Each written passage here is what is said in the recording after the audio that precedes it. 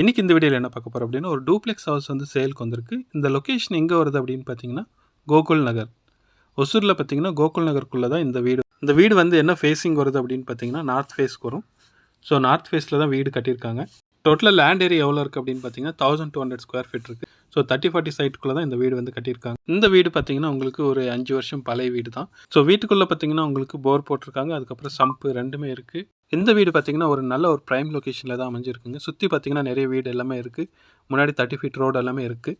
So பெஸ்ட்டான ஒரு லொக்கேஷனில் தான் இருக்குது. வீடு பழைய வீடு இருந்தாலும் நல்லா நீட்டாக தான் கட்டியிருக்காங்க. லேண்ட் ஏரியா பார்த்தீங்கன்னா 1200 ஸ்கொயர் ஃபீட் தான்.